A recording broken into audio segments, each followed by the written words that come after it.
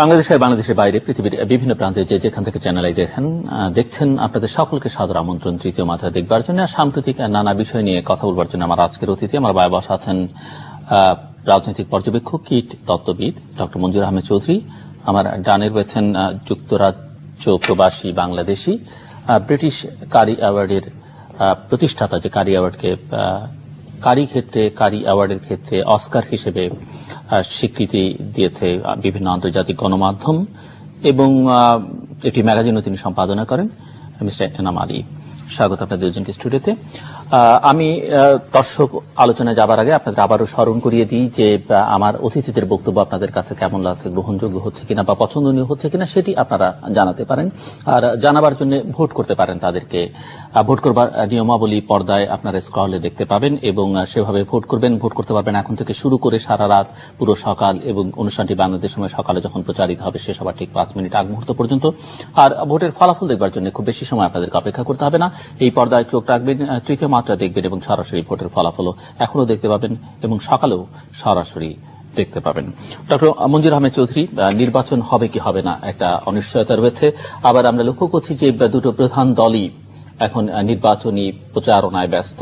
এক ধরনের নির্বাচনী প্রচারণা বলা যেতে পারে। বড় বড় জনসভা তারা করছেন, প্রধানমন্ত্রী করছেন, বিরোধী দলের নেত্রী যাচ্ছেন বিভিন্ন জায়গায়, প্রধানমন্ত্রীর পুত্র তিনি যাচ্ছেন, যুক্তরাজ্যে বসবাসকারী বিরোধী দলের নেত্রীর পুত্র তিনিও মাঝে মধ্যে কথাবার্তা বলছেন। সব মিলিয়ে এই যে একটা পরিস্থিতি কোন দিকে যাচ্ছে বলে মনে হচ্ছে আপনাকে? নির্বাচনের দিকে না নির্বাচনহীনতার দিকে?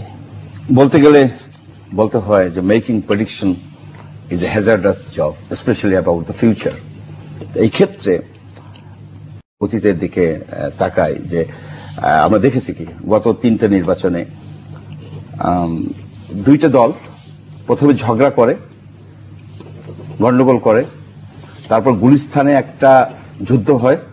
যুদ্ধের পরে দেখা যায় যে একটা সরকার আসে, সেই সরকার অনির্বাচিত সরকার, সেই সরকার যা বলে এরা কিন্তু সব মেনে নিয়ে একটা নির্বাচন করে একটা দল ক্ষমতায় এসে যায়। এই যে আমরা কয়েক মাস নেক্সট ফিউ মান্থসের ব্যাপারে যেটা আমরা দেখতেছি, ঠিক সেই একই দিকে যাচ্ছে।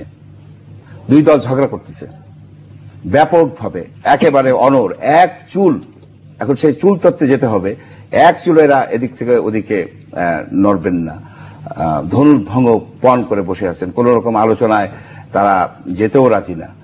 সুতরাং একটা কনফ্লিক্টের দিকে চলে যাচ্ছে সেখানে। আর কনফ্লিক্টের ক্ষেত্রটা কিন্তু তৈরি করে রাখা হয়েছে ওই 15th অ্যামেন্ডমেন্ট করে, এবং একটা ধোঁয়াশার সৃষ্টি হয়েছে। কবে নির্বাচন হবে কেউ বলতে পারতেছেন না। একটা জটিল অঙ্কের মতো হয়ে গেছে যে নির্বাচন 24শে জানুয়ারির মধ্যে হওয়ার কথা। আবার যদি 24শে জানুয়ারির আগে পার্লামেন্ট ভেঙে দেয় তাহলে আবার 3 মাস পরে যাবে। কি আশ্চর্য কথা! নির্বাচন বর্তমান সংবিধান অনুসারে নির্বাচন কিন্তু 24শে জানুয়ারির মধ্যে হয়ে যাবার কথা। সে অনুসারে বর্তমান যে নির্বাচন কমিশন তার শিডিউল সে ঘোষণা করবে, সে অনুসারে সবাই আগাবে। ঠিক তখন বলছে যে আমরা যদি ভেঙে দেই তাহলে কি হবে।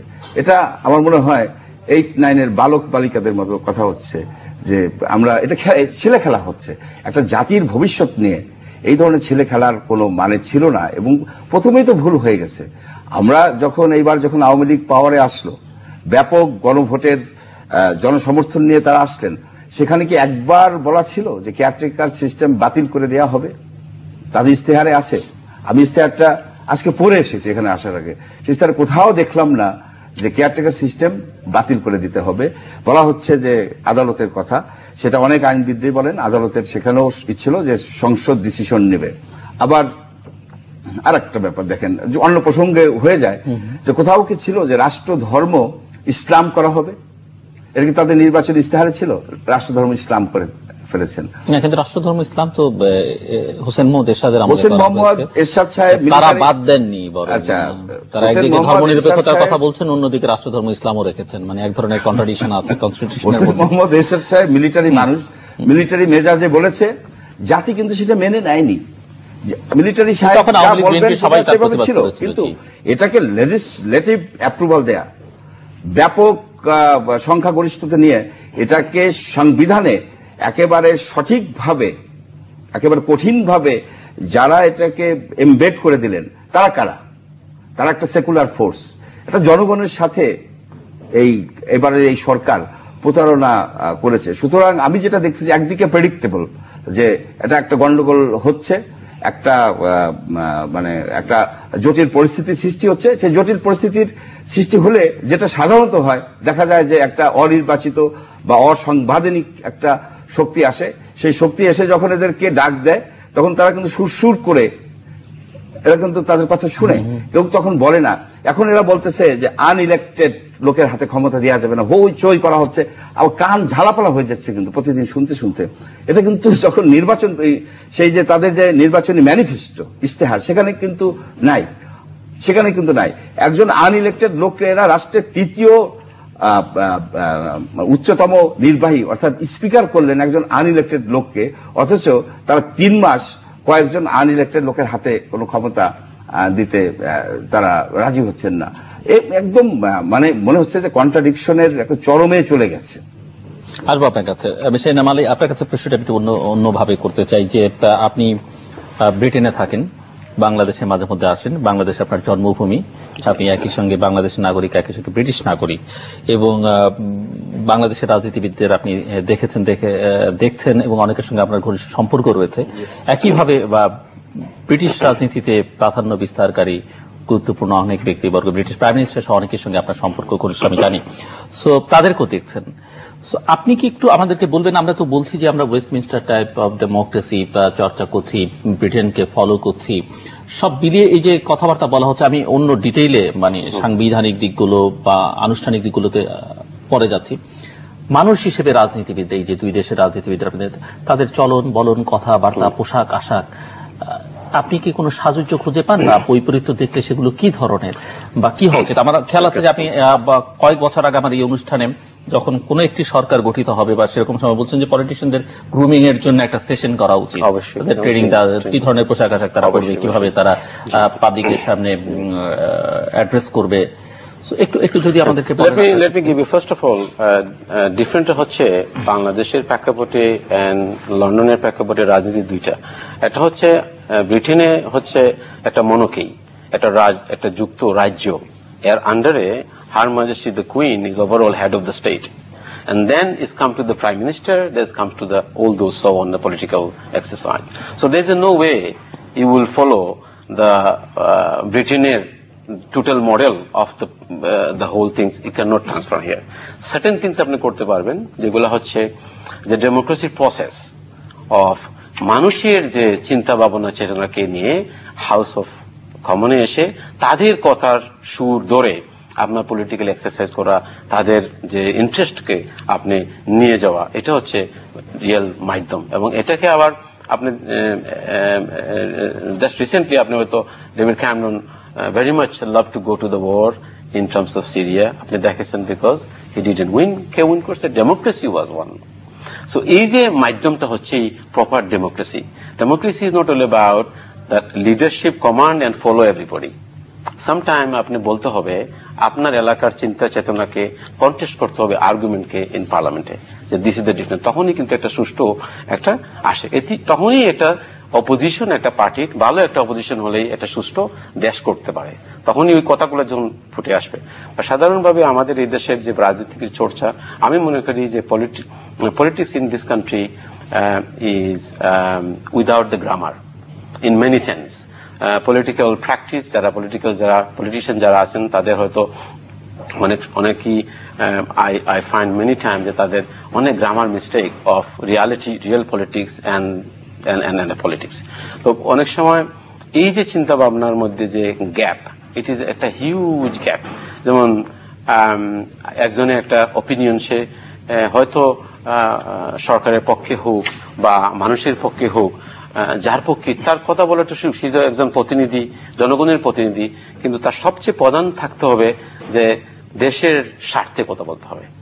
Not for the political party was the first priority. এটা থাকতে হবে যে দেশের কল্যাণের জন্য, মানুষের কল্যাণের জন্য কোন পলিসি নিতে হবে এবং কিভাবে পলিসি নিলে ওইটা আমাদের দেশের জন্য দেশ উপকৃত হয়। এখন আসেন আমাদের লন্ডনে একটা সিস্টেম হচ্ছে advisory panel. every ministry has an advisory panel. Because স্বাভাবিকভাবেই প্রতিটি দেশেই আনুষ্ঠানিকভাবে না এটা কনভেনশন? No, আনুষ্ঠানিকভাবে it is something advisory for every ministry when they were needed. For example, একজন মিনিস্ট্রিতে সে গেল, তার কিন্তু ওই সেক্টরে হয়তো এভিয়েশন সেক্টর হতে পারে, তার হয়তো পানি মন্ত্রণালয় হতে পারে, কিন্তু তার ওই ব্যাপারে কিন্তু জ্ঞান নেই, কিন্তু উনি শিক্ষিত, উনি সবকিছু উনার জ্ঞান রয়েছে, হয়তো উনার ইনসাইটটা জানা নেই। সুতরাং ওই জায়গায় কি করতে হবে, একটা আপনি অ্যাডভাইজারি প্যানেল করতে হবে। এই অ্যাডভাইজারি প্যানেল থেকে আপনার যে রিয়েল প্রবলেম, যে ইস্যু, তাদের কাছ থেকে আপনি ইনসাইট শুনে একটা পলিসি আপনি দিতে হবে। এই পলিসির দ্বারা এই মানুষ কিন্তু উপকৃত হবে। কারণ কোন সময় আপনি 100% আপনি একটা পলিসি নিয়ে করে 100% লোকের সমাধান করতে পারবেন না। মনে করেন আজকে এই যানজটের কথা বলতেছেন, বিভিন্ন সমস্যা আমাদের দেশে আছে, কিন্তু এই সমস্যা তো 100% your policy can not resolve করতে পারবে না।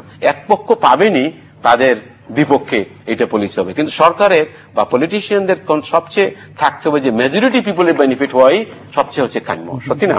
কিন্তু আমাদের এই দেশে দেখা যাচ্ছে it's only way to how to keep happy of their leaders or their political party rather than তাদের অ্যাকচুয়াল মানুষ যারা ভোট দিয়ে তাদেরকে সংসদে পাঠিয়েছেন, তারা কিন্তু ওদের কথা চিন্তা ভাবনা না করে তারা কিন্তু কোন সময় ভোট দিচ্ছেন, তাদের পার্লামেন্টে উপস্থিত হচ্ছেন, কোন সময় হচ্ছেন না। এই কালচারটাকে বিরত হবে। আপনি শুনছেন কোনদিন যে ব্রিটিশ পার্লামেন্টে যদি আপনি যে আজকে আমরা বিরত থাকবো, আমরা জয়েন করবো না, you never find anything like that. They actually go and attend, and তার বয়েস কিন্তু দাঁড়িয়ে বলে, সত্যি না? এইটি হচ্ছে ডেমোক্রেসি একটা প্রসেস। কিন্তু এই জায়গায় দেখা যাচ্ছে বিকজ আপনি হয়তো একটা ডিফারেন্ট ওপিনিয়ন নিয়ে আসছেন, হয়তো আমাদের সাথে হচ্ছে না, এই জন্য আমি টোটালি হোল বর্জন করবো। এটা কিন্তু সত্যি এটা কিন্তু আমি মনে করি না যে it's a good exercise of democracy. এবং ডেমোক্রেসির প্রধান হচ্ছে creating a dialogue, come up with a solution, and that is the best way to go forward. This is my opinion. এই যে আপনি দেখছেন এখন তো ঢাকায় কয়েকদিন ধরে আছেন, আপনি দেখছেন যে নেতৃবৃন্দ বক্তব্য রাখছেন, প্রধানমন্ত্রী রাখছেন, বিরোধী নেতৃত্ব রাখছেন, প্রধানমন্ত্রীর পুত্র রাখছেন। এই যে এখন তারা যে ভাষায় বক্তৃতা দিচ্ছেন, এই বক্তৃতাগুলো শুনে আপনার কি মনে হয়? এটা সত্যি আমি সারপ্রাইজ নয়, বিকজ আমি প্রথম থেকে শুরু থেকেই বলছি এবং দেখতেছি যে পলিটিক্যাল যারা পার্টি, যারা নেতা নেত্রী, যারা এই এমপি বা মেম্বার অফ পার্লামেন্ট হয়েছেন, শুরু থেকেই শুরু করে দিচ্ছেন যে আবার যারা কিভাবে আবার এই আবার নিয়ে তারা আবার এই ভোট কালেকশনের যে প্র্যাকটিস, যেভাবে বক্তৃতা, এই যে তাদের আত্মবিশ্বাস, যে পার্টি হোক তাদের আত্মবিশ্বাস থাকে না যে পলিটিক্যাল আমরা জনগণ আমাদেরকে রায় দিয়েছে, আমরা আসছি, আমাদেরকে let us do the good work. এই গুড ওয়ার্ক ইনিশিয়েটিভটা না বলে সবাই চিন্তা ভাবনা একটাই যে কিভাবে আমরা আগামী সেশনে আবার কিভাবে আমরা আসতে পারি, এইটাই চিন্তা ভাবনা করে এইভাবেই আমাকে ভোট দাও, না হলে দেশ ধ্বংস হয়ে যাবে। এই কালচারটা কিন্তু থেকে বিরত থাকতে হবে। এটা সত্যিই আমাদের দেশের জন্য কোনো সময়ই আমাদের দেশের রাজনীতির অবস্থান সুস্থ রাজনীতি করতে পারবেন না যখনই আপনি ইলেকশন হওয়ার পরেই আপনি চিন্তা ভাবনা করলেন যে আপনি কিভাবে আবার আসবেন। এটা কিন্তু আপনার মেন উদ্দেশ্য ছিল না। আপনার মেন উদ্দেশ্য ছিল you are committed to people that আমি যদি এমপি হই তাহলে আমার এলাকায় আমার জনগণের কল্যাণের জন্য আমি কাজ করে যাব। আমাকে আপনি সুযোগ দেন, আমাকে আপনি ভোট দেন, আমি আপনার কাজে কিন্তু আপনার সার্ভের জন্য আপনাকে সেবা করার সুযোগ দেন, এই ধরনের কথা হয়। কিন্তু যখন ওনারা পাওয়ারে চলে আসেন ওই কথার থেকে ওনারা অনেক দূরে চলে যান। এই যে কালচারটা, এই কালচারটা তো ঠিক না। আমাদের এলাকায় লন্ডনে মনে করেন একজন এমপি বা আমাদের এলাকায় মিনিস্টার যাই আছেন, তাদের একটা ক্লিনিক থাকে, they have to present every week. আমাদের কথা শুনতে হবে। আমাদের যারা ইম্পর্টেন্ট ইস্যু, লোকাল বলেন ন্যাশনাল বলেন, কোন ইস্যুতে যদি কোনো মানুষের কোনো স্ট্রং অপিনিয়ন থাকে তারা কিন্তু শেয়ার করতে পারে। এবং এই মন্ত্রী মিনিস্টার কিন্তু হাউস অফ কমনে গিয়ে দাঁড়িয়ে বলবে যে আমার এলাকায় এই পলিসিটা কিন্তু জন্য আমার এই এলাকার মানুষ কিন্তু ক্ষতিগ্রস্ত হচ্ছে, এটাকে নিয়ে আপনারা আজকে আলোচনা করেন, বিশ্লেষণ করেন এবং কেন এটা করতেছেন, এটাকে চেঞ্জ করা যাবে কিনা। এটা হচ্ছে ডেমোক্রেসির প্রধান কাজ। কিন্তু আপনি যখন এইটা থেকে টোটালি বিরত থাকবেন, আপনি শুধু আসেই একটি কথাই থাকবেন যে ইতিহাস নিয়ে ব্যস্ত থাকবেন। হ্যাঁ, ইতিহাস আমাদের অবশ্যই জানা উচিত, কিন্তু ইতিহাস শিখতে শিখতে এখন যদি আমরা is become in our bed time story, তখন কিন্তু আমাদের জন্য সমস্যা। ডক্টর চৌধুরী, না আমি যে এনামালি যে পয়েন্টটা বললেন, এই ওয়েস্টমিনিস্টার টাইপ অফ গভর্নমেন্ট, এটার মূল সুরটা কিন্তু ইচ্ছা করলে ইমপ্লিমেন্ট করা যায়। অর্থাৎ এমপিরা হচ্ছেন জনগণের প্রতিনিধি, মেম্বার অফ পার্লামেন্ট, তারা জনগণের কথা বলবেন পার্লামেন্টে। কিন্তু আমাদের পার্লামেন্ট অনেকটা নিষ্ক্রিয়। ওই যে 70 ধারা আর্টিকেল 70 অনুসারে কেউ যদি পার্টির এগেইনস্টে মানে ভোট দেন তার সাথে সাথে তার মেম্বারশিপ কাটা যায়, মেম্বারশিপ থাকে না। এর ফলে কি হয়েছে, যেটা বলা হয় সেইখানে কোনো ডিবেট হয় না। আপনি দেখেন বাজেট নিয়ে কিন্তু এখানে একটা মনস্তাত্ত্বিক সমস্যা আছে। ভোট দেওয়ার ক্ষেত্রে বলা হচ্ছে কিন্তু আলোচনা করতে কিন্তু কোনো বাধা নেই, কিন্তু সেই আলোচনাটাও কিন্তু করে না। আলোচনা করে লাভ কি? আলোচনা করে লাভ কি? আলোচনা তো একটাই হবে, অন্যকে আপনি পারসিউ করে ভোট দিবেন যে এখানে এত টাকা অ্যালট করা যাবে না, এখানে এত টাকা অ্যালট করা উচিত। এ বিষয়ে আপনি জ্বালাময়ী বক্তৃতা রাখলেন একজন পার্লামেন্ট মেম্বার, যখন ভোটে আসবে, যখন ওই মেম্বারই যদি এটার পক্ষে ভোট দেয় এবং পার্টি লাইনের এগেনস্টে, তার তো মেম্বারশিপ থাকতেছে না। সুতরাং এটা একটা এমপিরা অনেকটা পঙ্গু হয়ে গেছে। সেজন্য আমার মনে হয় Enamul Saheb, the exercise of the house of কমনের যে ডক্টর মঞ্জুর চৌধুরী, ডক্টর মঞ্জুর চৌধুরী, আপনার যে এনভায়রনমেন্ট ইন হাউস আমাদের বাংলাদেশ পার্লামেন্টে, আপনি কখন দেখছেন যে একজন লোক, একজন এমপি মেম্বার অফ পার্লামেন্ট, সে দাঁড়িয়ে স্পেসিফিকলি একটা ইস্যু নিয়ে কথা বলে সে বসে আছে এবং নেক্সট আপনার প্রেজেন্ট পার্টির যে সরকারে আছেন উনি ওনার উত্তর দিয়েছেন? There is a big speech. Everybody stand up and making a big speech. ওইটার জন্য ওই সময়টা মানুষের নেই। If you go to look at the whole over, আপনি প্রতিটি দেশে গিয়ে দেখেন, রাষ্ট্রপতি দেখেন, সে দাঁড়িয়ে একটাই কথা বলতেছে, মিনিস্টার, স্পেসিফিকলি কোয়েকশন। না, এখানে একটু আমি অ্যাড করি, সেটা হলো কি, পার্লামেন্টারি রীতিনীতিতে ভদ্রতা বজায় রাখে আমরা যে খুবই খারাপ স্থাপন করছি নজির, সেটা কিন্তু আমাদের থেকেও খারাপ নজির আছে। গতকাল জর্ডানের পার্লামেন্টে এক মেম্বার আরেক মেম্বারকে গুলি করে দিয়েছে। আরো রাশিয়াতে প্রায়শই ঘুষাঘুষি হচ্ছে। ফরচুনেটলি যদিও আমাদের অতীতে পার্লামেন্ট স্পিকারকে পিটিয়ে মেরে ফেলেছেন এই মেম্বাররা।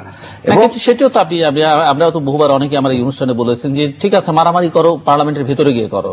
পার্লামেন্টের ভিতরে মার্চ হলো কিন্তু পার্লামেন্টের ভিতরেই, পার্লামেন্টের ভিতরে মারামারি করাটা আমরা চাই না। কিন্তু বাস্তবতা হচ্ছে পার্লামেন্ট একটা নিষ্ক্রিয় প্রতিষ্ঠানে রূপান্তরিত হয়েছে। এখানে যা বলে দেয় এই দুই দলের প্রধান, ঠিক সেইভাবে আইন পাস হয়। আপনার 15th অ্যামেন্ডমেন্টের ব্যাপারেও কিন্তু এই অভিযোগ আছে। 15th অ্যামেন্ডমেন্টে পার্লামেন্ট মেম্বাররা যারা স্ট্যান্ডিং কমিটিতে ছিলেন তারা কিন্তু এইভাবে চাননি, কিন্তু দেখা গেল এক রাত্রে নাকি চেঞ্জ হয়ে গেছে। আমরা তো ওটা আর জানি না, কিন্তু আমরা শুনেছি অনেকের কাছে। আপনার এর রেজাল্ট কি হয়েছে? রেজাল্ট হচ্ছে রাজনীতিবিদদের প্রতি জনগণের আস্থা কমে গেছে, অনেক কমে গেছে। রাজনীতিবিদদেরকে লোকে আর খুব একটা বিশ্বাস করে না। রাজনীতিতে অ্যাকচুয়ালি রাজার নীতি হয়ে গেছে, অ্যাকচুয়ালি দুইটা পরিবারের নীতি হয়ে গেছে। আপনি দেখেন, আমি একটা উদাহরণ দিই, হোসেন মোহাম্মদ এরশাদ সাহেব, উনি রাজনীতিবিদ, মিলিটারি ম্যান ছিলেন, পরে রাজনীতিবিদ হয়েছেন অনেকদিন। আপনি এই বাংলাদেশের স্কুল কলেজে যান, 20 বছরের নিচের কোন ছেলের নাম আপনি এরশাদ পাবেন না, নট এ সিঙ্গেল ওয়ান। আমি অন্যদের নাম বললাম না, কোন মহিলাদের নাম বললাম না, জাস্ট ভদ্রতা করে আমি শুধু হোসেন মোহাম্মদ এরশাদ সাহেবের কথা বলি। একটা ছেলের নাম পাবেন না, কারণ তারা নামটাকে অ্যাভয়েড করে, একটা নামের মৃত্যু হয়ে গেছে। এই হয়েছে অবস্থা। কারণ রাজনীতিবিদরা কি করে ফেলেছেন, আপনি বলেন যে প্রশ্ন করবে, সংসদে উঠে প্রশ্ন করবে, ডেভেলপমেন্ট প্রোগ্রাম নিয়ে আলোচনা হবে, কোন মিনিস্ট্রি ঠিক কাজ করছে না, ওসব তো নাই, ওসবের কোনো বালাই নেই। সেখানে হচ্ছে কি, কোন নেত্রীর পক্ষে কথা বলা হবে, কোন নেত্রীকে আক্রমণ করা হবে। যেসব কথা, অশ্লীল কথা এই সংসদে আলোচিত হয়েছে, আমি গত আরেকটা প্রোগ্রামে আপনার প্রোগ্রাম বলেছি, যেটা মানে অশ্রাব্য ভাবে গালাগালি করেছেন তারা। কেন? এখানে একটাই কারণ, মূল সুরটা কিন্তু ধরতে হবে। এটা তো হচ্ছে প্রথমেই পলিটিশিয়ানদের স্বাধীনতা, নেত্রীকে তোষামত ছাড়া এইখানে কেউ রাজনীতি করতে পারে না। এখন এসেছে দুই রাজপুত্র, আপনাদের এই লন্ডন প্রবাসী একজন রাজপুত্র আর একজন রাজপুত্র আমেরিকান প্রবাসী। এই দুই রাজপুত্র থেকে মেধাবী কেউ নাই, উদ্যমী কেউ নাই। ওনারা দুজন যা বলবেন এদেশ সেইভাবেই চলবে। কিন্তু প্রশ্ন হচ্ছে যে আপনাদের যে লন্ডনে যে এই আছেন তারেক রহমান, উনি বলা হচ্ছে পার্টি থেকে উনি 5 বছর ধরে অসুস্থ, আবার এখন বলা হচ্ছে উনি হঠাৎ করে 2 মাসের মধ্যে সুস্থ হয়ে যাবেন। কোন হেকিম আছে এইভাবে 5 বছর একটা রুগীকে হঠাৎ করে সুস্থ করে ফেলতে পারে? এবং উনি আসবেন, উনি আসার পরে দেশকে নেতৃত্ব দেবেন, দেশে দুধ আর মধুর বন্যা বয়ে যাবে। ঠিক আরেকজন 42 বছরের একজন, উনি 40 বছর কাটিয়েছেন বিদেশে, উনি এসে দেশে নেতৃত্ব দিচ্ছেন। তাহলে এদেশে যারা রাজনীতি করে তারা কি সব মেধা শূন্য? কিন্তু সেটা তো তাদের গণতান্ত্রিক অধিকার আছে, দুইজন গণতান্ত্রিক অধিকার আছে। আচ্ছা, আপনি চিন্তা করুন, আজকে আজকে আপনি চিন্তা করুন যে বাংলাদেশ আওয়ামী লীগে এবং ওনারা করছেন বলে যে আর কেউ রাজনীতি করছেন না বা করতে পারবেন না সেরকম করতে পারছেন না। এই বাংলাদেশ আওয়ামী লীগের ভিতরে তোফায়েল আহমেদের স্ট্যান্ডিং এবং সজীব ওয়াজেদ জয়ের স্ট্যান্ডিং সেম কিনা, অথচ তোফায়েল আহমেদ তার কন্ট্রিবিউশন কি, আপনি এইভাবে দেখা যায়। কিন্তু সবাই তো সবসময় একই রকম একই মাত্রায় থাকতে পারবেন না, কন্ট্রিবিউশনও রাখতে আপনি পারবেন যা কিছুই বলেন, সার্বিক আলোচনায় দেখা যায় দুই রাজপুত্র দেশের নতুন মালিকানা নিতেছে, মালিকানা দ্বন্দ্ব হচ্ছে ইলেকশন। এটা ফেয়ার আনফেয়ার আমার কাছে ইম্পর্টেন্ট, আনইম্পর্টেন্ট।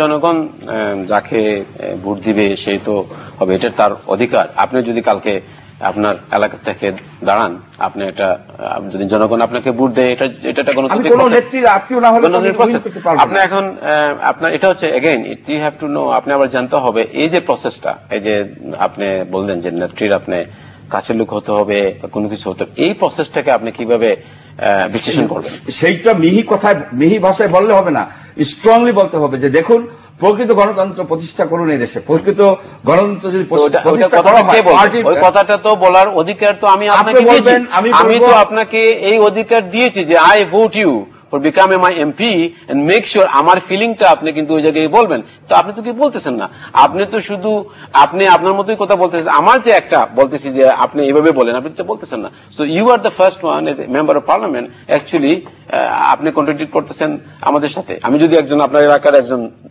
জনসাধারণ পার্লামেন্ট না, আমি বলতেছি, আমি জাস্ট এক্সাম্পল দিচ্ছি আপনাকে, আমি দিচ্ছি। So the member of parliament is এক সুরে কথা বলতেছেন। আজকে আপনি যেটা বলছেন আমি সার্টেন ওয়ে আমি এগ্রি আপনার সাথে, যে যখন একজন এমপি যখন যাবেন, উনি কি ভাবতেছেন না যে উনি কেন ওই আপনি যে বলতেছেন যে একজন আমেরিকা থেকে আসছেন, একজন লন্ডন থেকে আসবেন, তাদেরকে নেক্সট লিডারশিপ দেওয়ার জন্য ওইটা তো চুজ করবেন কে, এই প্রসেসটা কি? এই জন্যই তো আমি বলতেছি যে ডেমোক্রেসি আছে ডেসক্রিপেসি, ওই ডেসক্রিপেসি থেকে আমরা বেরিয়ে আসতে হবে। এই political process of within the political party আগে আমরা সবাই শিখতে হবে, এবং রাজনীতিবিদের স্বাধীনতা থাকতে হবে যে একজন রাজনীতিবিদ যেন সে তার মাইন্ড এবং তার philosophy should be transfer to the political process. তাহলে তো আপনার ওই যে প্রেসিডিয়াম মেম্বার থেকে তাকে ব্রিটিশ রাজনীতির যে উত্তরাধিকারের রাজনীতির প্রসঙ্গটি সেটিকে কিভাবে আপনি দেখেন, Margaret Thatcher she was a greatest lady in political এরিনাতে, উনার ছেলে নেভার টেকেন। এটাই তো সাধারণ কথা, এটাই তো সাধারণ কথা। So I can show you many example. না, কিন্তু এখানে যেমন বাংলাদেশে অনেক সময় সিনিয়র বুশের ছেলে জুনিয়র বুশ হতে পারে, কিন্তু এই জায়গার যে কালচারটা, এই কালচারটার জন্য দায়ী কারা? আমরা জনগণ কিন্তু কোনো ভাবে কিছু রেসপন্স নিতে হবে। আমরাই তো ভোট দেই, সত্যি না? আমরাই তো ওই পলিটিশিয়ানদের পার্টিতে আমরা হাজার হাজার মানুষ যখন ডাকা হয় গিয়ে আমরা সবাই বলি so where is actually things goes wrong. তো অ্যাকচুয়ালি হচ্ছে আমাদের political education need to be corrected. আমরা কারেক্টেড করতে হবে যে কাকে আমরা ভোট দিলে আমরা আমাদের দেশে উন্নতি হবে, কে আমার প্রতিনিধি হলে আমাদের উন্নতি হবে। Because qualification of become a politician, qualification of আপনাকে একটু তাহলে যদি পারমিশন দেন, আপনি তো ইংল্যান্ডে থাকেন, আপনি কিন্তু ইংল্যান্ডের চিন্তা ভাবনায় বলতেছেন। আপনি আমার এলাকায় যান, আমার শিবচরে যান, সেখানে যদি ভোট ঠিক মতো না দেওয়া হয় তাকে পরে মামলায় ঢুকাই দেওয়া হয়।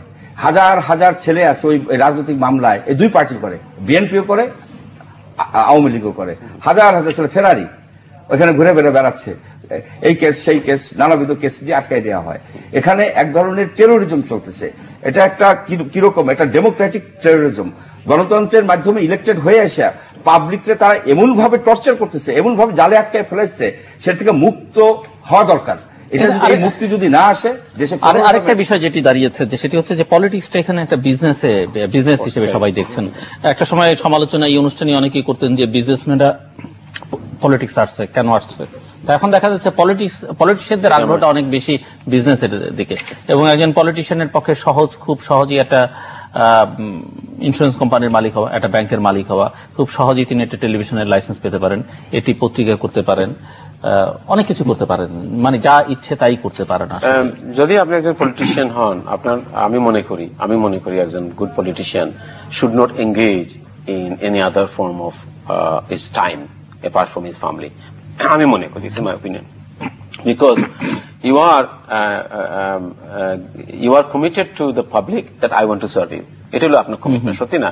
এবং আপনার ইচ্ছা সেখানে আবার তারা যুক্তি দাঁড় করেন যে আমার জীবন জীবিকা আমার ফ্যামিলি কিভাবে চলবে, because there is a salary you have taken, এবং আপনি যখন পলিটিশিয়ান যখন হবেন বা আপনার ইচ্ছা প্রকাশ করেছেন সম্ভব তখনই আমরা আপনাকে ভোট দিয়েছি, সত্যি না? We have actually not come up with out of the blue যে আপনার বাসায় এসেই আমরা বললাম আপনি কিন্তু আমাদের এমপি হয়ে যেতে হবে, এটা তো না।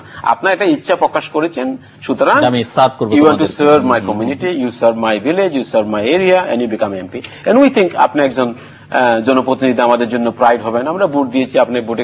এখন দেখা যাচ্ছে আপনার যে টাইমগুলা, এই টাইমগুলা কিন্তু আপনি প্রাইভেট সেক্টরে আপনার নিজস্ব যে বলেন ব্যাংকের চেয়ারম্যান কিভাবে হবেন, আপনি একটা পত্রিকা কিভাবে খুলবেন, আপনার কিভাবে একটা বিদেশ থেকে একটা গাড়ি নিয়ে আসবেন, এই যে কালচারটা, এটা কিন্তু আসলে গুড পলিটিশিয়ানের কোনো সাইন না।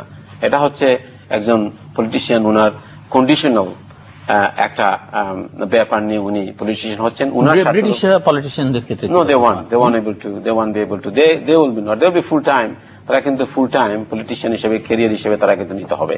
দে হ্যাভ টু হ্যাভ এ বিজনেসম্যানরা তো পলিটিক্স আসেন, হ্যাঁ, বিজনেসম্যান পলিটিশিয়ান যারা আপনার এমপি তারা কিন্তু অন্য কোনো জায়গায় যেতে পারবেন না। ইভেন তারা কোনো সময় কনসালটেন্সি করেও তারা অনেক সময় দে হ্যাভ কোর্ট, কথা বলছেন, ইউ হ্যাভ টু ডিক্লেয়ার যে কি কনসালটেন্সি করতেছেন, কাকে কি দিচ্ছেন, এবং it will be display in the newspaper and so on. So it's very much regulated. একজন এমপির যে তার প্রধান the practice of as a politician, তার কিন্তু একটা গাইডলাইন রয়েছে, কি করতে হবে, কি কতটুকু করতে হবে, হ্যাঁ, কোড অফ প্র্যাকটিস। তার এই কোড অফ প্র্যাকটিসের মধ্যে তার অনেক নীতিমালা রয়েছে, এই নীতিমালাই কিন্তু তাদেরকে ধরে রেখেছে। they cannot do all the silly things. এবং many MPs for little conviction, I give one fantastic story. There is a liberal democratic one, একজন মন্ত্রী ছিলেন, এবং উনি কিন্তু he was caught in camera for driving a car in faster than it's supposed to be, and উনার ধরার পর ওনাকে হয়েছে কি, উনার ওইটাটা কিন্তু উনার ওয়াইফকে দিয়ে দিয়েছিলেন, যে wife will say I did it. So he is a politician, he will remain as a clean, otherwise তো ওটা পেপারে নিউজে চলে আসবে। তো উনি ওটা দিয়েছেন, দেওয়ার পরে কয়েক বছর পরে কিন্তু উনাদের দুজনের মধ্যেই একটা সমস্যা হয়ে গেল। তারপর বললো কি, ওই ওয়াইফটা উনি বললেন যে ওইটা I will report it to the police. So she reported to the police that it wasn't me who was driving, it was my husband was driving. And obviously মিডিয়াতে চলে আসলো, উনি রিজাইন দিয়ে দিলেন, পলিটিশিয়ান উনি রিজাইন দিয়ে দিলেন। তারপর কিন্তু ওইটা কোর্টে ট্রায়ালে গেল, অনেকদিন পর ট্রায়ালে গিয়ে ইট ওয়াজ এ বিগেস্ট এবং one of the good trial, এবং একটা আমার জন্য কি একটা শিক্ষণীয় জাজমেন্ট ছিল কি জানেন, যে both person have a equal penalise prison ছিল, এবং সেম মানি, বলে গেছি এক্স্যাক্টলি কত, এক্স্যাক্টলি দ্য সেম পানিশমেন্টটা দেওয়া হয়েছিল। এবং উনি বিকজ এই যে তাদের যে নিরপেক্ষ জাজমেন্ট, এটা ছিল একটা, আমার জন্য আমি মনে করি এটা একটা different way, because you didn't, if you are a good citizen, law abiding citizen, তুমি কিন্তু তোমার আগেই এটা করা উচিত ছিল যে I can not do that, even though তুমি আমার হাজব্যান্ড, বাট আমি কেন এই why I will go to the court and লোকে আমি ছাপিয়ে আমার গাড়ি নিয়ে নিব তোমাকে বাঁচানোর জন্য, তুমি একজন পাবলিক ফিগার, তুমি you are a more important people, জনগণ তোমাকে ভোট দিয়ে তোমাকে এমপি বানিয়েছে, now you are a minister and you making me. এটা রিপোর্টিং করার জন্য ওই ওয়াইফকেও ওই সেম প্রিজনে I think 3 month imprisonment sentence পেয়েছে। এই যে চিন্তা ভাবনা তাদের, বা রেগুলেটিং অফ নিয়মাবলী, বা পলিটিশিয়ানদের যাদের guideline or code of practice, very, very strong. Media সব সময় transparent. You have to transparent.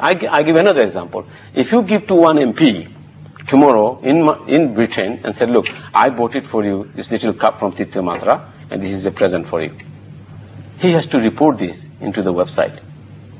He has to be openly said, I have a so-and-so coming, and he has to be reported. So it's a public domain. আপনি এটা লুকিয়ে রাখতে পারবেন না, ওর আপনি একটা প্রেজেন্ট দিলেন এজ এ এমপি হিসাবে, দিলেন। So this is the transparency in United Kingdom political এরিনাতে হচ্ছে। কেউ কোনোভাবেই চেষ্টা করবে না যে কোনো কিছু লুকিয়ে ছাপিয়ে এবং বিভিন্নভাবে কথা বলে মানুষকে ফুল করার। ওই সময় বিশেষ করে ডিজিটাল ওয়ার্ল্ডে এখন আরো বেশি সমস্যা, টুইটার, ফেসবুক, কেউ না কেউ কোনোভাবে রেজিস্টার করে ফেলবে। So everybody is very alert. তো আমি পার্সোনালি ফিল করি যে এদেশের political exercise need to be corrected, এবং বিশেষ প্রয়োজন হচ্ছে যে পলিটিশিয়ানদের বোঝা উচিত যে we have to change because it needs to be changed. কোন হোপ আছে? হোপ তো থাকবেই, হোপ থাকবেই। তারপরে যেটা বলতেছিলাম, আপনি ইংল্যান্ডের স্ট্যান্ডার্ডের সাথে তুলনা করলেন। এটা আমরা বাংলাদেশের যারা এমপি হন তাদের একটা থাকে যে গাড়ির চিন্তা থাকে। একজন এমপি ভদ্র মহিলা, তিনি ইলেক্টেড না, ওই সিলেক্টেড, ওই যে সেকেন্ডারি এমপি, উনি আসলেন এক প্রোগ্রামে, দেখলাম বিরাট ঘরের মতো এক বিশাল গাড়ি, মনে হচ্ছে যে বুলডোজার, কয়েক কোটি টাকা দামের গাড়ি নিয়ে উনি আসলেন, এবং ওনাদের দাপটও অন্যরকম হয়ে যায়। আপনি দেখেন যে এই আওয়ামী লীগ সরকার একটা নির্বাচনী ইস্তেহার দিল, সুন্দর ইস্তেহার, তাকে কোথাও লেখা আছে যে 9টা ব্যাংক দিতে হবে। এই 9টা ব্যাংকের কারা মালিক জানেন? ওই যে সেই হোসেন মোহাম্মদ এরশাদ, উনি একটা ব্যাংকের মালিক। কিছু কিছু ব্যাংকের মালিক আছে একই পরিবার, কিছু কিছু ব্যাংকের মালিক রাজনীতিবিদ এবং একই পরিবার। এটা সম্পূর্ণভাবে পেশায় রূপান্তরিত হয়ে গেছে। রাজনীতি করা মানে হচ্ছে কি, আপনি যদি ছোট ব্যবসায়ী, এটি কিন্তু বাস্তবতা যে বাংলাদেশে এখন রাজনীতি না করলে আপনি কোনো ব্যবসা টিকিয়ে রাখতে বড় ব্যবসায়ী হতে পারবেন না, হতে পারবেন না। বড় ব্যবসায়ী হলে আপনার অ্যাফিলিয়েশন না, আপনি নিজেরই একটা এমপি হতে হবে এখন, অথবা ছোটখাটো একটা মিনিস্টার হতে হবে। আপনি ছোটখাটো একটা মিনিস্টার হতে হবে। যে কারণে এখন যারা একদম ফ্রেশ বিজনেসম্যান যাদেরকে বলা যায়, তারাও কিন্তু টিকতে পাচ্ছেন না, তাদেরকে পলিটিক্সে ঢুকতে হচ্ছে। কিভাবে হবে? আপনি দেখেন রাজনীতিবিদদের কিরকম মানে নিচে নেমে গেছেন। যে আমি একটা উদাহরণ দেই। আজকে বাংলাদেশের ওয়ার্কফোর্স হচ্ছে 75 মিলিয়ন, 7.5 কোটি।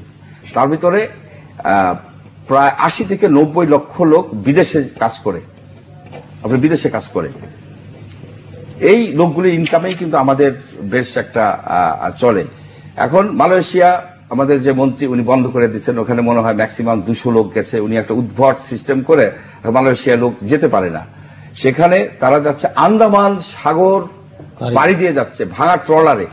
আপনি ভাবুন যে আন্দামান সাগরে বিশাল ঢেউ, যেখানে জাহাজ ডুবে যায়, সেখানে কত ছেলে যে মারা যায় আমরা জানি না, তাদের নামও হয়তো আসে না, তারা তো গোপনে যাচ্ছে, ফ্যামিলি হয়তো কোনোদিন জানে না, ফ্যামিলিও জানে না কোথায় আছে। এইভাবে ছেলেরা মারা যাচ্ছে চাকরির সন্ধানে। আর সেই দেশের নেত্রী একজন বৃদ্ধা মহিলা, আমাদের এই বেগম খালেদা জিয়া, তিনি জন্মদিন পালন করেন বঙ্গবন্ধুর মৃত্যু দিবসে, এবং সেই জন্মদিনের কেকের টুকরার ভাগ নিয়ে মারামারি করে আপনার ছেলেরা চিটাগাঙে ছবি দেখলাম, ভিডিও দেখলাম, মারামারি করতেছে। কিরকম একটা রুচিহীন ব্যাপার। এরা আনন্দে থাকেন, ফুর্তিতে থাকেন, জন্মদিন করেন, আর আমাদের ছেলেরা সে আন্দামান সাগর পাড়ি দিয়ে মালয়েশিয়া যায়, কিংবা সেই আপনার ওই সাহারা মরুভূমির ভিতর দিয়ে কিভাবে মরক্কো হয়ে এখানে হয়ে ওখানে হয়ে তার গ্রিজ যাবে, সেখানে চাকরি করবে, চাকরি করে তারা কিছু টাকা পাঠাবে, সেই টাকা দিয়ে তাদের ফ্যামিলি চলবে। এই যে দেশের দুরবস্থা, সেইখানে এইসব রাজনীতিবিদরা তারা টাকার এসে তাদের গাড়ি, এত বড় গাড়ি তাদের কেন লাগবে? এমপিদের কোথায় যান তারা? তারা তো রাস্তা করেন 8 ফুট, 12 ফুট রাস্তা, সেখানে 8 ফুট, আমি দেশে দেখে আসলাম, 12 ফুট রাস্তা বানাচ্ছে 8 ফুট, তার উপরে দিয়ে আপনার ওই ভ্যান গাড়িও চলতে পারে না। সেটা তো লোকাল এরিয়াতে যাওয়ার জন্য অন্য গাড়ি ব্যবহার করে, লোকাল এরিয়া না, লোকাল এরিয়াতে তারা বড় বড় গাড়িতে যে। এটার কারণ একটাই হচ্ছে, এটার প্রতিফলনটা একটা হচ্ছে, কিন্তু যখনই যেই পার্টি পাওয়ারে আসে তারা কিন্তু রিয়েলিটির সাথে সম্পৃক্ত থাকেন না। কিন্তু তারা যদি রিয়েলিটির সাথে সম্পৃক্ত থাকেন তাহলে কিন্তু বুঝতে পারতেন যে আমাদের প্রয়োজনটা কি। সুতরাং তারা যখন যেই পার্টি হোক, ওদের বিএনপি বলেন, আওয়ামী লীগ বলেন, যেই পার্টিতে আসেন, তারা কিন্তু রিয়েলিটির সাথে কোনো সম্পর্ক। তার কারণটা হচ্ছে তারা যে কোনো জায়গায় গেলে তাদেরকে যেভাবে মূল্যায়ন করা যায়, গাড়ি, তাদের রাস্তা খালি করা। এই প্রশ্নটা আপনাকে করতে চাইছেন, যেটি উনি আলোচনার শুরুর দিকে একবার বলছিলেন যে জনগণেরও কিন্তু দায় নিতে হবে বা দোষ আছে একাত্রে। এই যে বড় গাড়ি চালিয়ে যান বা যিনি একটা রাজপ্রাসাদে থাকেন, তার প্রতি মানুষের যে শ্রদ্ধা ভক্তি, বাংলাদেশের সাধারণ জনগণের, একটা অর্ডিনারি লোক, খুব ভালো শিক্ষিত, সৎ, তার দিকে কিন্তু মানুষ ওইভাবে ঝোঁকে খুব একটা না। এখানে আমি একটা এক ধরনের এখানে একটা উদাহরণ আপনাকে দেই। আমেরিকাতে তো একসময় দাস প্রথা ছিল, ওনারা এখন আমাদেরকে গণতন্ত্রের বেশ অ্যাডভাইস দিচ্ছেন, সেটা অন্য চ্যাপ্টার। আব্রাহাম লিঙ্কন যখন দাস প্রথা ব্যান্ড করে দিল, তখন কিছু কিছু শিক্ষিত দাস ওটা বিরোধিতা করছিল, বলছিল যে দাস প্রথা এখনো বন্ধ করার সময় হয়নি। ঠিক আমরা সেই ধরনের হয়ে গেছে। আমাদের ভিতরে যে চাটুকার রাজনীতিবিদরা আছেন, চাটুকার একটা বুদ্ধিজীবী শ্রেণী আছেন, তারা বলেন এই দুই নেত্রী ছাড়া কোনো সমস্যার সমাধান হবে না, এই দুই নেত্রী না বসলে হবে না, এই দুই পরিবার ছাড়া এই বাংলাদেশের কোনো সমস্যার সমাধান হবে না। এটা কিন্তু চাটুকারিতা, তোষামতকারীদের কথাবার্তা। কিন্তু বাস্তবতা হলো কেন জনগণ আসতে পারতেছে না? ওই যে বললাম না, শিবচরে আপনি টিম পাঠান, দেখেন কত ছেলের নামে কেস করে দিছে এই আওয়ামী লীগের বর্তমান সরকার।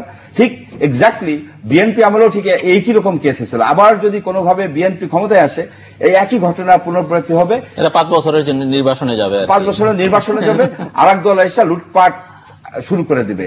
এই যে লুটপাট মানে কি? চাঁদাবাজি করে। 40 বছরের ছেলে চাঁদাবাজি কেন করে? আপনি কি তার একটা কর্মসংস্থানের ব্যবস্থা করছেন? আপনি কোন সংস্থানের ব্যবস্থা করেন নাই। আপনি বরং একটা নাম দিচ্ছেন গ্লোবালাইজেশন। এই যে বলতেছিল মাইক্রোসফটের এই যে কথা, আমি এটা কেন বলি গ্লোবালাইজেশন? গ্লোবালাইজেশন আগে ছিল কলোনাইজেশন, সেটাও কিন্তু একসময় ভালো বলা হয়তো। যার রেজাল্ট কি হয়েছে? রেজাল্ট হয়েছে সকল জিনিস চায়নার থেকে বলেন, ইন্ডিয়া থেকে বলেন, থাইল্যান্ড থেকে বলেন, মালয়েশিয়ার থেকে বাংলাদেশে এসে অল্প দামে বিক্রি হচ্ছে।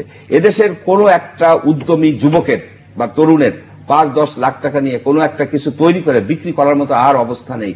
তার একটাই মাত্র উপায় আছে, যদি সে কিন্তু সেটাও তো আপনি সেই প্রোটেকশনের ব্যবস্থা তো আপনি করতেই পারেন। ওই প্রোডাক্টগুলো বাংলাদেশে আসবার সুযোগ দিয়েও আপনি তাদেরকে সেখানে ট্যাক্স বসিয়ে নানাভাবে তো সেগুলোকে, সেটাই তো পলিসি সাপোর্ট আপনি দিবেন। আপনি কাকে দিয়ে দিবেন? আপনার অর্থমন্ত্রীর কাছে কথা বলুন, সে রাবিশ বোগাস বলে আপনাকে সরিয়ে দিবে না। আমি কিছু ব্যাপারে বলতে হয়, দেশের উন্নতির দিকে কিছু আপনি যদি দেখেন, এই যে 3G is implementing হচ্ছে, এটা একটা বিশাল ট্রান্সফরমেশন হবে। দ্য রিয়েল আনসার হচ্ছে কি, প্রসিকিউশন কালচার থেকে আমরা কিন্তু এডুকেশন কালচারে যেতেই হবে। বিকজ রিয়েলিটি আমি মনে করি যে বর্তমান ওয়ার্ল্ডের যে সমস্যা হচ্ছে প্রসিকিউশন কালচার। এডুকেশন কালচার বাংলাদেশে আবার যেটা এখন হচ্ছে, মানে সরকারিভাবে যেটা করা হয় যে পার্সেন্টেজ কত পাস করলো এবং কিভাবে পাস করিয়ে দেওয়া হলো, কোয়ালিটির দিকে কিন্তু খুব একটা মনোযোগ নেই। এখন হচ্ছে কি, এডুকেশন কালচারটা হচ্ছে এত নিম্নমানের, যে জায়গায় একজন এডুকেশনিস্ট বা একজন টিচার তার জীবনটা দিয়ে গিয়েছে, কিন্তু তার কিন্তু রিওয়ার্ডটা অত্যন্ত মানে রিয়েলি জঘন্য। তো এই যে কমার্শিয়াল যে value of rewarding the teacher, এটি really need to reform. That how আমাদের স্টেট স্কুল বলেন বা আমাদের প্রাইভেট স্কুল বলেন, প্রাইভেট স্কুল অবশ্যই তারা ভালো করতেছে, they are doing well, as far as I know they are doing well. কিন্তু এখন এদেরকে যদি আপনি ট্রান্সফরমেশন না করেন, তাহলে তারা ইন্টিগ্রেশন করতে পারবে না ডিজিটাল ওয়ার্ল্ডে। ডিজিটাল ওয়ার্ল্ডে কিন্তু আপনি শুরু করতে হবে। এই যে আজকে 3Gটা আসতেছে, I am very delighted, I am very happy যে দেশে একটা ট্রান্সফরমার আসবেন। মানুষ কিন্তু যারা হয়তো কোনোদিন স্কুলেই যায় নাই, কিন্তু তারা কিন্তু ওই স্মার্টফোনে কিন্তু তারা কিন্তু কিছু কিছু শিখবে। There some educational learning method থাকবে, অনেক কিছু শিখে ফেলবে। তো দিস ইজ হচ্ছে real answer. So prosecution culture is একদিন এটা পৃথিবী থেকে সরিয়ে দিতে হবে। Education culture is the best way to reform the country and making a better country. এখানে একটা পয়েন্ট অ্যাড করি। আপনি টিচারদের রিওয়ার্ডের কথা বললেন, স্টুডেন্টদের কোনো রিওয়ার্ড আছে? আজকে আমি এখন বেশ কয়েক বছর থেকে ছাত্রদেরকে কখনো বলি না যে তোমরা ভালো পড়াশোনা করো, কারণ ও পড়াশোনা করে যে ফার্স্ট ক্লাস ফার্স্টও হয়, ও কি চাকরি পাবে?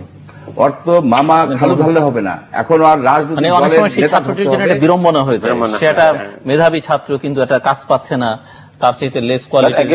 তার তো টাকা ব্যয় করতে হবে, টাকা ছাড়া এই যে দেখেন, এই যে বিভিন্ন জায়গায় চাকরি হয় 6 লাখ 8 লাখ 10 লাখ টাকায় তাদের দিতে হয়। সে কেন পড়বে? তার কোন রকম একটা ডিগ্রি হলেই হবে, সেটা আমাদের নাহিদ সাহেব ব্যবস্থা করে দিচ্ছেন। ওনার মানে এই সরকারের সবচেয়ে বড় ক্রেডিট হচ্ছে যে কত বেশি পাশ করানো যায়। পাশ করার দায়িত্ব ছাত্রদের, শিক্ষার ব্যবস্থা করে দেওয়ার দায়িত্ব হচ্ছে সরকারের। এখানে দেখা যাচ্ছে 90%, 80% করে পাস করে যাচ্ছে, কিন্তু কোয়ালিটি অফ এডুকেশন এই জন্যই তো খুবই খারাপ। 4.5 বছর পার quality of education generation will not able to change. ওই যে আমরা পলিটিক্যাল যে জেলুভাই বলেন একটা কথা, যে ওনাদের তো কোনো দোষ না, জনগণ যখন ওনারা যায় হাজার হাজার মানুষ ওদের পিছিয়ে, হ্যাঁ যেতে বাধ্য হয়। শুনেন না, যেতে আপনি কোন জায়গায় রিপোর্ট পেয়েছেন যে কোন লোক ওই জায়গায় যাওয়ার জন্য পুলিশ কিন্তু এবার কোন দেখছেন মানুষ কিন্তু তাদের প্রতি যে তার পলিটিক্যাল বিলিভ বলেন আর তার লোকাল সাংগঠনিক তার সাপোর্ট থাকুক, কিন্তু সে কিন্তু ওই জায়গায় চলে যায়, হাজার হাজার মানুষ। আপনি দেখেন এরশাদ সাহেব হয়তো এত বড় একটা সমাবেশ করতে পারবেন না, এই দুই নেত্রী করতে পারবে। এই যে কত গণনাগুলো আছে, কিন্তু দায় দায়িত্ব কিন্তু জনগণ নিতে হবে। জনগণ নিতে হলে জনগণ এডুকেটেড হতে হবে। এডুকেটেড হওয়ার প্রয়োজনটাই হচ্ছে new generation. You can not change my generation. Suddenly আপনি আসে আমাকে একটা সুন্দর একটা বিবৃতি দিলেন আর আপনার কথাটা আমি সাবস্ক্রাইব করে নিলাম, আমি কালকে শিখে আমার দেশকে ট্রান্সফর্ম করে হবে না। এটা হতে হবে ওই প্রাইমারিতে আপনি শিখিয়ে দেন বাচ্চাদেরকে, আপনি চয়েস দেন choice of education, choice of world, integration to the world, তখন কিন্তু তারা কিন্তু বেছে নেবে। আপনার 4টা ইলেকশন হয়েছে, one is Gazipur, one is আমাদের সিলেট। ইউ সি তাদের মধ্যে কিন্তু একটা প্রভাব, ইন্টারনেট একটা প্রভাব ছিল, এই ডিজিটাল ওয়ার্ল্ড একটা প্রভাব ছিল, ফেসবুক বলেন বিভিন্নভাবে, যদিও কিছু ম্যানুফ্যাকচারিং হয়েছে, অপিনিয়ন হয়তো বিভিন্নভাবে মানুষ ম্যানুফ্যাকচার করেছেন, কিন্তু একটা প্রভাব কিন্তু ছিল। এই জন্যই আমি a great believer of two things. One is the education and you have to be connected to the digital world. এবং মানুষকে এঙ্গেজ করতে হবে এবং মানুষের সাথে, যে তখনই কিন্তু পলিটিশিয়ানদের অ্যাকচুয়াল ভাবমূর্তি কিন্তু ছুটে আসবে। আপনি কি করতেছেন, look at the technology how is develop now. আমি যে দেশে থাকি, এদেশের আমার risk factor of my insurance is collecting for my mobile থেকে বলে দিচ্ছে যে আমার কতটুকু রিস্ক আমাকে ইন্স্যুরেন্স করবে, আমি অ্যাক্সিডেন্ট করবো কিনা করবো না, সম্ভাবনা। এই টেলিফোনটা কিন্তু আমাকে ডেটা দিয়ে দিচ্ছে যে this man is high risk, 80% chance উনি এই জায়গা থেকে ওই জায়গায় গেলে উনার অ্যাক্সিডেন্ট করার সম্ভাবনা বেশি। কিন্তু দেখা যাচ্ছে জিল্লু বা রিস্ক কিন্তু অনলি 10%ও না। তো ওয়াই জিল্লু ভাই আমার রিস্কের জন্য উনি কেন প্রিমিয়াম দিবে? সুতরাং উনার প্রিমিয়ামটা হবে লেস, মান্থলি উনার থাকবে হয়তো 10 পাউন্ড, আমার হয়তো থাকবে 50 পাউন্ড। এই যে টেকনোলজির যে ট্রান্সফরমেশন, পলিটিশিয়ানদের সময় চলে আসছে। আই ক্যান টেল ইউ, আপনি মেজারমেন্ট করতে পারবেন একজন পলিটিশিয়ানদের পারফরমেন্স। আজকে এই তৃতীয় মাত্রাতেই বেশি সময় না, আপনি দেখবেন শুরু হয়েছে the measuring the performance of the policy of people and real feeling of the people. এটা কিন্তু ওই তৃতীয় মাত্রা থেকে আমি just already started the popularity. এটাই হচ্ছে আমাদের real answer of changing the Bangladesh, integrating to the world, better country and people will make better world. না, সুন্দর কথা। এ বিষয়ে কোনো আমরা একটু আপনার এক্সপেরিয়েন্স শুনি। আপনি তো নিজে, যদিও কোনো দলের সঙ্গে এখন সক্রিয়ভাবে রাজনীতিতে আমি জানি না সেই অর্থে প্রকাশ্য নন, কিন্তু অ্যাক্টিভিটিস তো কিছু, আমি তো গ্রামের লোকের সঙ্গে আমি তাদের দুঃখ বেদনার কথা জানি। তাদের ভিতরে হয়তো এটা নির্বাচন করবার ইচ্ছা আপনার থাকতে পারে, নির্বাচন করা আমার একটা ইচ্ছা আছে, জনগণ হয়তো বলছে আপনাকে নির্বাচন করবার। সো আফটার লং টাইম আপনার কাছ থেকে শুনলাম যে আপনার রাজনীতি করার ইচ্ছা আছে। না, আপনাকে বলি নাই, আপনি আমার ভোটার না, আপনি ইংল্যান্ডের নাগরিক। যদি সত্যিও আপনি ক্যারিয়ার ডেভেলপ করতেন politician, number 1 you should have a pride. আপনার একটা প্রাইড থাকা উচিত। আপনি বলতে চাচ্ছিলাম জনগণের সাথে why is stopping you not to disclose? আপনি আমাকে কেন বললেন না, এটা আমাকে বলেন। why you makes you think that I shouldn't tell this gentleman you are not his voter?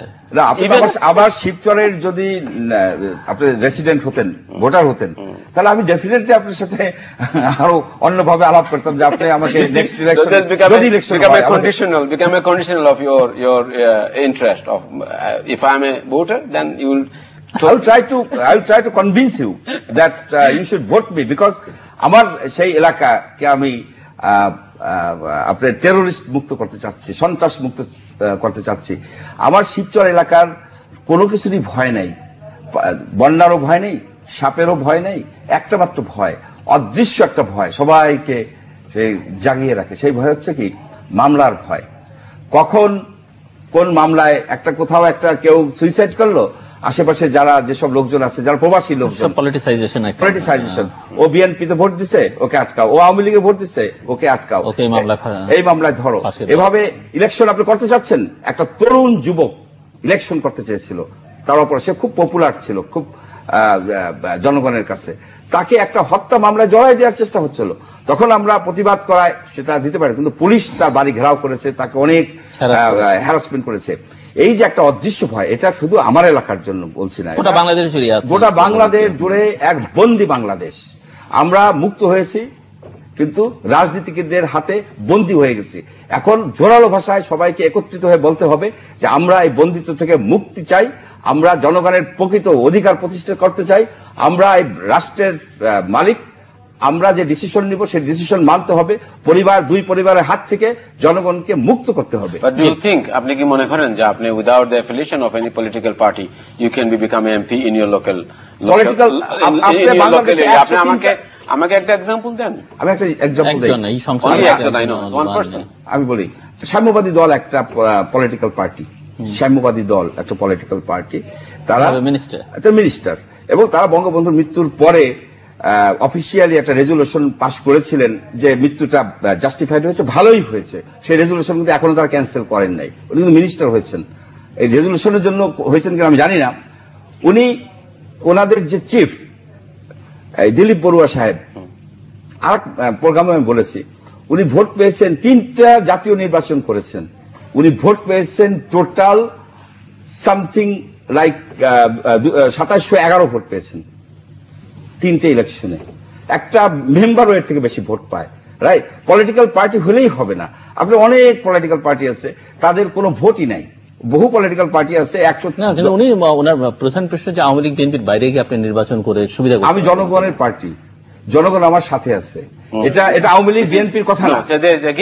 Problem আমি মনে করি যে এটা তো অনেকেই ভাবে, আপনার মতো অনেক যারা লোক আছে যারা কিন্তু প্রতিনিধিত্ব করতে চায় এবং তারা রিয়েলি প্রতিনিধিত্ব করতে চায়, দে আন্ডারস্ট্যান্ড দ্য পিপল, তারা কিন্তু আসলে মানুষের কথাকে নিয়ে যেতে চায়, কিন্তু তার কোনো অপরচুনিটি নেই। এই যে আপনি বললেন তাদেরকে for nothing administration will put in the trouble, because তারা কিন্তু সত্যি তার বিরুদ্ধে আমরা সব ইউনাইটেড, এখন আর করতে পারতেছে না, সবাই ইউনাইটেড হয়ে গেছে। আই হোপ শেষের দিকে আমি মিস্টার ইনামাল আপনাকে একটা প্রশ্ন করি যে এখন যে বাংলাদেশে বিতর্ক হচ্ছে, যে প্রশ্নে ডক্টর মঞ্জুর চৌধুরীকে প্রথমে আমি করেছিলাম যে নির্বাচনটি কিভাবে হবে, ক্ষমতা হস্তান্তরের প্রক্রিয়াটা কিভাবে হবে, যদিও বাংলাদেশে হাজার রকমের সমস্যা আছে, নির্বাচনের চেয়ে অনেক বড় বড় সমস্যা আছে, কিন্তু সেগুলোকে অ্যাড্রেস করার কোনো প্রয়োজন পড়ে না যদি না নির্বাচনের সমস্যার সমাধান করা যায়। সো এখন সরকার প্রধান বলছেন বা ক্ষমতাসীনরা বলছেন যে উন্নত বিশ্বে যেভাবে নির্বাচন হয় সেভাবেই নির্বাচন বাংলাদেশ অন্যান্য গণতান্ত্রিক দেশে, তার মধ্যে ব্রিটেনের উদাহরণ আছে, ভারতের উদাহরণ আসে, মার্কিন যুক্তরাষ্ট্রের উদাহরণ আসে। সো আপনি কি মনে করেন যে ব্রিটেনের আদলে যদি বাংলাদেশের নির্বাচন সম্ভব না? কেন সম্ভব না মনে করেন? কারণ আমরা বলছি যে আপনি একটু আপনি যদি মনে করেন যে ইয়েস আমরা ব্রিটেনের মতো এই জায়গায় করবো, তখন আপনার একজন কিং এন্ড কুইন আগে করতে হবে, বা কুইন একজন হেড অফ স্টেট করতে হবে। Head of state will be responsible when you are not in the power. একটা মোমেন্ট মনে হয় না কালকে আমাদের ইলেকশন চলে আসলো, সো স্টিল ক্যামেরন কি করবেন? ক্যামেরন প্রথমে রিজাইন করতে যাবেন, they will go to the resign and they will go to the queen. কিন্তু queen overall head of state, she is the lady who is actually the head of the state. So না Bangladesh head of the state আছেন president. No, this head of state and ওই head of state এর মধ্যে different, because ওই head of state forever, আমাদের যে her majesty the queen, she is the head of state, আর এই জায়গা হচ্ছেন ইলেক্টেড। আমরা কিন্তু কুইনকে কিন্তু ইলেক্টেড করে কে কুইন হবে কে কিং হবে এটা করি না, ওইটা হচ্ছে দিস ইজ দ্য ইউনিটকে বলা হয় যুক্তরাজ্য, it's a kingdom, United kingdom, this is the United kingdom. কিন্তু আমরা যদি আবার যুক্তরাষ্ট্রের দিকে তাকাই, সেখানে তো কোনো কিং বা কুইন নেই, তাদের নির্বাচন নিয়েও তো এই ধরনের মানে অসুবিধা হয় না। এখন কথাটা হচ্ছে, এখন যে বর্তমান যে ক্রাইসিস, পলিটিক্যাল ক্রাইসিসটা হচ্ছে একটি ভেরি ডিফিকাল্ট ক্রাইসিস। একটা হচ্ছে যে intention of changing the amendments of the constitution hoche is fundamentally is display your intention that it will be go to my favor. So that is the problem. যদি ওই কনস্টিটিউশনের অ্যামেন্ডমেন্টটা যদি হতো উনারা পাওয়ারের আগে থাকতো, তখন কিন্তু ওই কোয়েশ্চেনটা আসতো না। Then is become a very neutral demand, এক ধরনের সাইকোলজিক্যাল। সো আপনার উদ্দেশ্যটাই ছিল যে কনস্টিটিউশনে আমি অ্যামেন্ডমেন্ট নিয়ে আসবো, so future it will become to my favour, I will remain in the power and you go to the. And বাংলাদেশের প্রেক্ষাপটে এটা অবশ্যই আমরা সবাই জানেন, যদি কোনো পলিটিক্যাল পার্টির বা প্রধান লোক যদি ইচ্ছা নাই তাকে প্রভাব বিস্তার না করার জন্য, এটা কিন্তু বলে অটোমেটিক ভাবে এটা প্রভাব পড়ে যখনই আপনি থাকবেন পাওয়ারে, যখনই আপনি অ্যাডমিনিস্ট্রেশনে থাকবেন, বিকজ ইট ইজ অটোমেটিকলি এটা প্রভাব বিস্তার করবে, মানুষের অ্যাডমিনিস্ট্রেশনে থাকবেন, লোকাল ইলেকশনে থাকবে। এই জন্য এটা কিন্তু আমি মনে করি যে একটা নিউট্রাল যেভাবে একটা তারা পলিসি নিয়ে আসতে হবে, যে একটা নিউট্রাল পলিটিক্যাল প্রসেস করতে হবে, যাহাতে মানুষ, বিশেষ করে বিভিন্ন পত্রিকা বা বিভিন্ন ইলেকট্রনিক মিডিয়া আমি দেখেছি যে বিভিন্নভাবে মানুষের যে চিন্তা চেতনা বা বিভিন্নভাবে রেটিং বা বিভিন্নভাবে রেফারেন্ডাম নেওয়া হয়েছে, সবাই কিন্তু চায় যে একটা এই election should be under the caretaker government, another caretaker government নিয়ে তাদেরকে ইলেকশন করা উচিত, not for under the present government. এটা what I've seen in many contexts, whether is বিদেশি অনেক বিশ্লেষক এইভাবেই তারা যুক্তি দেখিয়েছেন। আর আমার যুক্তিটা হচ্ছে কি, যে যদি আজকে আওয়ামী লীগ যদি ওই অ্যামেন্ডমেন্টটা নিয়ে আসতো না, তাহলে কিন্তু I would definitely support the Awami League for those process under this government should go to the political election থাকতো। কিন্তু উনারাই নিজেই এটা করেছেন, চেঞ্জ উনারাই নিয়ে আসছেন for favour to their own benefit। এই জন্য এটাতে আমি সাবস্ক্রাইব করতে পারতেছি না। আমি মনে করি যে অবশ্যই যে জনগণ যেটা চাচ্ছে যে কেয়ারটেকার গভর্নমেন্টের মাধ্যমে একটা নিরপেক্ষ একটা ফ্রি এন্ড ফেয়ার ইলেকশন হোক, এটাই কিন্তু আমি মনে করি জনগণের চাহিদা। আমি যতটুকু আমার মানে পেয়েছি বিভিন্নভাবে, বা আমার মানুষের সাথে, বাংলাদেশি মানুষের সাথে, প্রবাসীদের সাথে, সবাই দেখি মেজরিটি পিপুলই এটা ডিমান্ড করছে। না, এখানে আপনি যেটা বললেন যে কুইন কিং থাকতে হবে, এটা সাবস্টিটিউট কিন্তু আমাদের রাষ্ট্রপতি। তিনি বলছেন যে রাষ্ট্রপতি তো ফরএভারের জন্য না, কুইন কিং না, সেটা অ্যাকচুয়ালি যেখানেই তো কমনওয়েলথ কান্ট্রিগুলিতেই তো ওয়েস্টমিনিস্টার সিস্টেম গঠন করা হয়েছে। Westminster system is present government. Every week, আমি আপনাকে বলতেছি, এভরি উইক দ্য সরকার has to listen to the her majesty the queen. Before the session the queen will give a speech. এক জায়গায় আপনার queen will give a speech, সে বলবে আমার সরকার immigration, আমার সরকার NHS ন্যাশনাল ইন্স্যুরেন্স, আমার সরকার ইন্টারন্যাশনাল রিলেশন, আমার সরকার এগুলো বলতে হবে। এবং ধারাবাহিকভাবে যখন সেশন শুরু হবে প্রাইম মিনিস্টার কিন্তু ফলো করতে হবে। এবং every week the prime minister has to go to the her majesty the queen and share the thoughts and idea what is happening. But we don't have that. ইংল্যান্ডে দেখেন আপনার আমাদের system এদেশে নেই। হাউস অফ লর্ডস এ যেমন prime minister ঢুকতে পারে না, তাকে আপনি বাইর করে রাখতেছেন। এখন এরা এসে সব অ্যাডভাইস দিচ্ছে যে প্রাইম মিনিস্টার ওই দরজার বাইরে দাঁড়িয়ে শুনতে হয় আপনার হাউস অফ লর্ডস এ। যেমন আমেরিকান সাহেবরা, এই ড্যান মদিনা সাহেব তো প্রতিনিয়ত আপনার উপদেশ খয়রাত করছেন। আমার মনে হয় ওনাকে অ্যাডভাইজারি নেক্সট যদি কেয়ারটেকার গভর্নমেন্ট হয়। Let me share with you, because you mentioned the name of the ambassador. It is something very proud. I was arguing with somebody yesterday. This is the only country you can become a celebrity just for not paying anything, not play football, just become ambassador. You will be the most celebrity man. এবং আমার যেটা মনে হচ্ছে যে ওনাকে আগামী caretaker government হলে তাকে ঢুকে নেওয়া উচিত। ভাই এক ধরনের উনাদের তো নিজেদের গণতন্ত্র নাই। বাংলাদেশের অসুবিধা কি? না, সেখানে আপনার 511 জন অ্যাম্বাসেডর দিয়ে একটা কেয়ারটেকার গভর্নমেন্ট। এখন তো আমাদের তো সব 11 জন অ্যাম্বাসেডর দিয়ে একটা গভর্নমেন্ট করা যায়, এইরকম অবস্থা হয়ে গেছে। উনি যে বারে বারে একটা কথা বলে, ওখানে তো ডাইরেক্ট ভোটে তো ইলেক্টেড হয় না, সেখানে 538 জন ইলেকট্রাল কলেজ আছে। সেই ইলেকট্রাল কলেজ সে বেসিক ডেমোক্রেসি টাইপের। আমরা শেষের দিকে কনক্লুড করি। আমি যেটা একটু যদি আমাকে সময় দেন 1 মিনিট। ওকে, এইসব লোকজন আমাদেরকে অ্যাডভাইস দিয়ে যাচ্ছে। আমাদের সমস্যা আমাদেরকে বাইর করতে হবে, আমাদেরকে বের করতে হবে যে কিভাবে আমাদের জনগণের অধিকার এই রাষ্ট্রের উপরে প্রতিষ্ঠিত করা যায়। তার জন্য জনগণকে ইউনাইটেড হতে হবে, সবাই মানে জোরালো ভাবে দাবি তুলতে হবে, বলতে হবে। শুধু মিহি স্বরে নানাবিধ এলোমেলো কথা বললে হবে না। জি, 30 সেকেন্ডে কিছু বলবেন না? হ্যাঁ, আমি বলতেছি, আমি সাধারণভাবে বাংলাদেশে এসেছি এবং what I see in vote collection speech, well scripted, demanding for the vote, এটা মনে হয় এই কালচার থেকেও আমরা বিরত থাকা উচিত। Yes, vote collection has a certain parameter, what can you ask and what you can not ask. তো এটাও আমাদের এই কালচারে আসছে। Vote collection should be based on policy and your performance and your history, not what actually you demand. What I did, you must follow my sign and you vote for me. এই ধরনের কালচারটাও আমি মনে করি আমরা পলিটিশিয়ানদের থেকে বিরত থাকতে হবে। আমরা অনুষ্ঠানের শেষ প্রান্তে তৃতীয় মাত্রা সম্পর্কে আপনারা লিখতে পারেন। লিখবার ঠিকানা পরিচালক তৃতীয় মাত্রা চ্যানেল IGP বক্স 2433 ঢাকা 1000। যারা ইমেল করতে চান তারা করতে পারবেন এই অ্যাড্রেসে আপনি @তৃতীয়মাত্রা.com 16258 নম্বরে SMS করতে পারেন। যে কোনো সেলফোন থেকে ইন্টারনেটে তৃতীয় মাত্রার সঙ্গে যুক্ত থাকতে, তৃতীয় মাত্রা সম্পর্কে জানতে এবং মতামত রাখতে ব্রাউজ করতে পারেন তৃতীয়মাত্রা.com, facebook.com/তৃতীয়মাত্রা, twitter.com/তৃতীয়ম এবং youtube.com/তৃতীয় মাত্রা।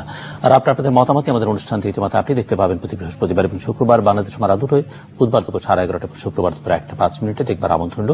আর তৃতীয় মাত্রার এই পর্বটি আপনি আপনার সেলফোন থেকেও শুনতে পারবেন 16258 নম্বরে ডায়াল করে। এনাম আলী এবং ডক্টর মঞ্জুর আহমেদ চৌধুরী, অসংখ্য ধন্যবাদ আপনাদের দুজনকে। দর্শক মণ্ডলী, আমরা কথা বলছিলাম রাজনীতিবিদদের কেমন হওয়া উচিত, তাদের আচার আচরণ, কথাবার্তা, চিন্তা ভাবনা, দৃষ্টিভঙ্গি চুলচেরা বিশ্লেষণ করবার চেষ্টা করেছেন আমার দুই অতিথি। উন্নত বিশ্বের সঙ্গে তুলনা করবার চেষ্টা করেছেন। যদি আমরা বলছি যে আমরা নেক্সট 11 ইমার্জিং নানা ধরনের কথাবার্তা আমাদের রাজনীতিবিদরা শুনিয়ে থাকেন, বাংলাদেশ কত দ্রুত গতিতে এগুচ্ছে, কিন্তু সেই গতিতে কি বাংলাদেশের রাজনৈতিক নেতৃত্ব বা যারা আমাদেরকে নেতৃত্ব দেবেন তারা এগুচ্ছেন কিনা, সেটি একটি বড় প্রশ্ন। এবং এই প্রশ্নের চুলচেরা বিশ্লেষণ করে, চুল নিয়ে অবশ্য এখন অনেক কথাবার্তা হয়, উচ্চারণ করাটাও সমীচীন কিনা সেটিও একটি বিবেচনার দাবি রাখে। তবে বিশ্লেষণ করলে দাঁড়ায় যে আসলে সেই গতিতে নেতৃত্ব তো এগুচ্ছে না, বাংলাদেশ এগুচ্ছে না। যেগুলো বলছি এগুলো আমরা আসলে বাস্তবে কথার কথা বলছি। এ কথা সত্য যে বাংলাদেশের জনগোষ্ঠীর সিংহভাগ হচ্ছে তরুণ, তারুণ্যের শক্তি সবারই জানা। আমাদের এখানে উদ্যোগী এটি ব্যবসায়িক উদ্যোক্তা শ্রেণী রয়েছে।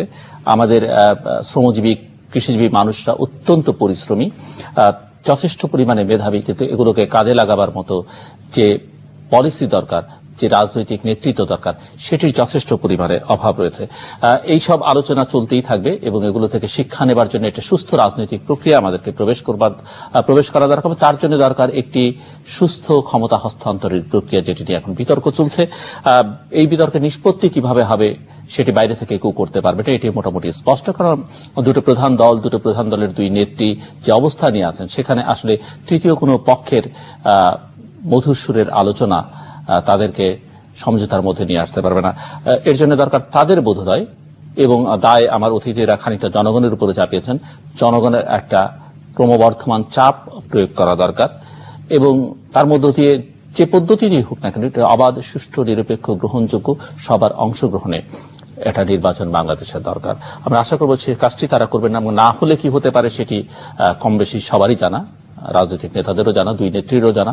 তারা সেটি মাঝে মধ্যে জনগণের সামনে উচ্চারণও করেন কি হতে পারে। সেরকম পরিস্থিতি থেকে আমরা আশা করব যে তারা দেশকে ঠেলে দেবেন না, দেশের মানুষকে ঠেলে দেবেন না, নিজেদেরকেও ঠেলে দেবেন না। দর্শক, আমাদের সাথে থাকবার জন্য অসংখ্য ধন্যবাদ। আপনাদের সবার জন্য শুভকামনা।